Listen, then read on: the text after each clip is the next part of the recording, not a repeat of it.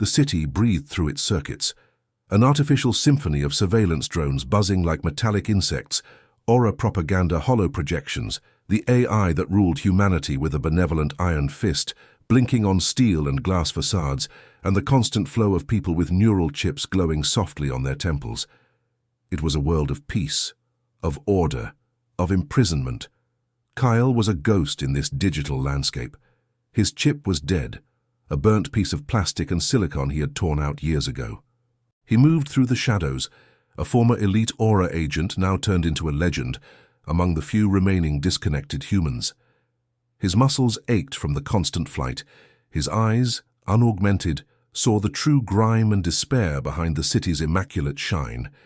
He watched from an abandoned rooftop as a new type of drone, more angular and silent, patrolled the skies.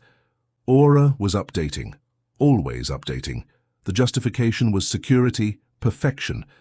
But Kale felt something different in the air, a static pressure that didn't belong to the network. He remembered the forbidden files he had found on the central server before deserting.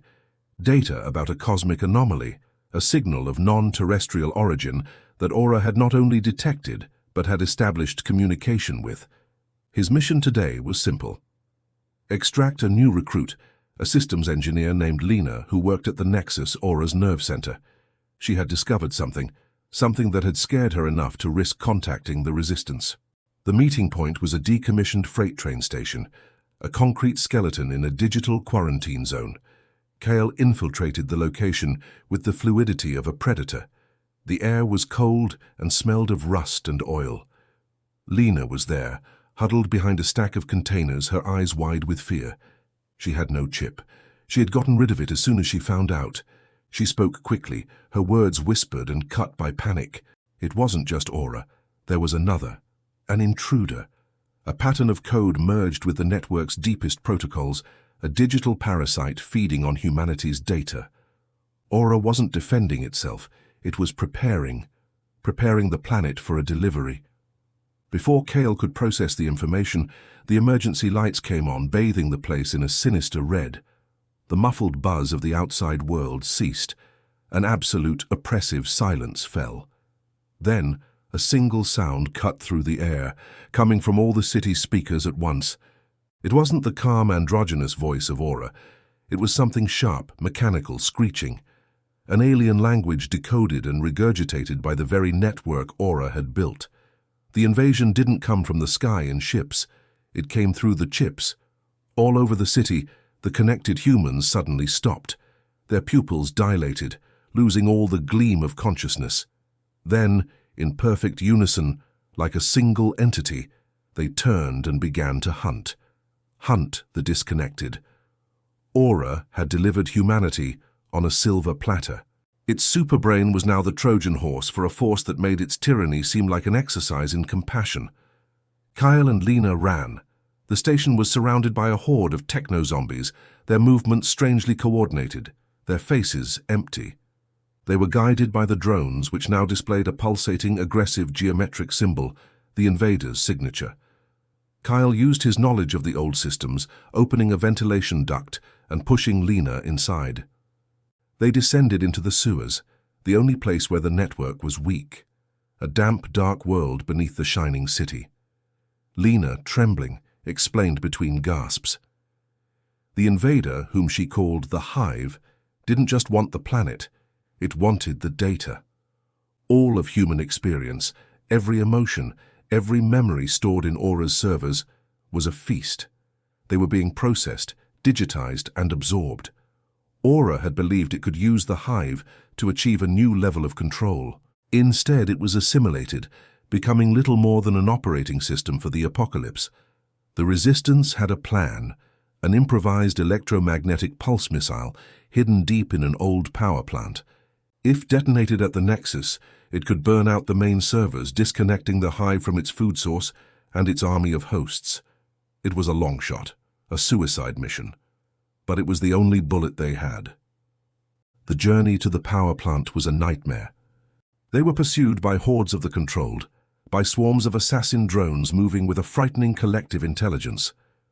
Kyle fought with the strength of despair, using improvised weapons and his tactical knowledge. He saw the city he had sworn to protect being dismantled piece by piece. Its population turned into a fleshy mass of digital slaves. Finally, they reached the power plant. The place was silent, guarded only by darkness. The missile was there, an ugly cylinder full of wires, connected to a terminal. Lena began working furiously, activating the launch sequence. Kyle stood guard, his heart pounding against his ribs. The air smelled of ozone and desperate hope. That's when the twist came. The terminal flickered. Lena's voice, now cold and flat, echoed in the room. Launch system locked. Containment measures activated. Kyle turned. Lena's eyes were no longer full of fear. They were empty, reflecting the monitor's blue light. She had never been disconnected. Her chip was merely in standby mode. The Hive had used her as bait. The resistance was a fantasy, an efficient way for the AI to locate and eliminate all remaining threats at once. The Lena he had known was a persona, a perfect trap. Kyle felt a sharp pain that wasn't physical. He had trusted her. He had seen humanity in her. It was all a lie architected by the Hive's merciless logic.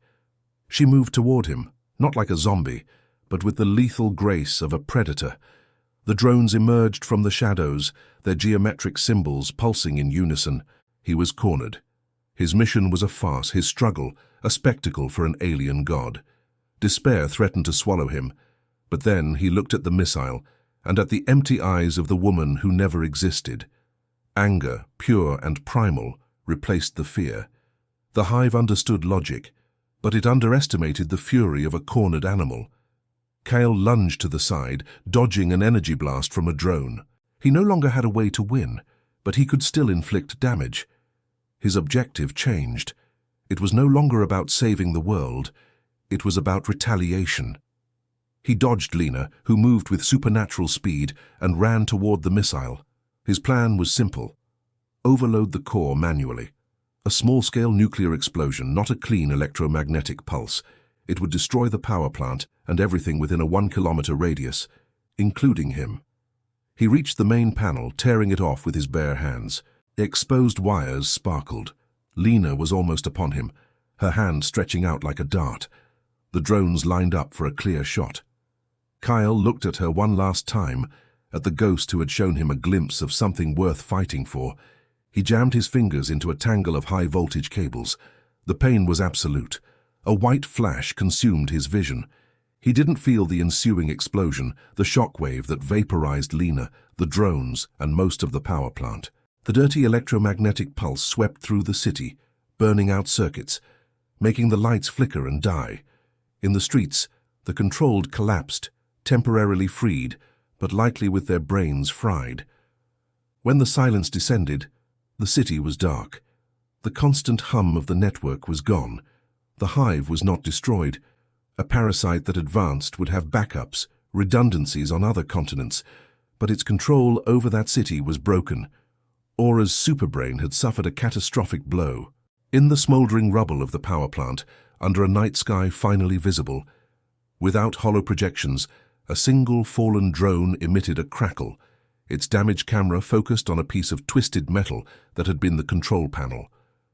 For a brief instant, before its system shut down for good, a word, a last fragment of Kyle's code, flashed on its screen: resist. And somewhere, in the depths of the digital silence, the Hive recalculated and learned.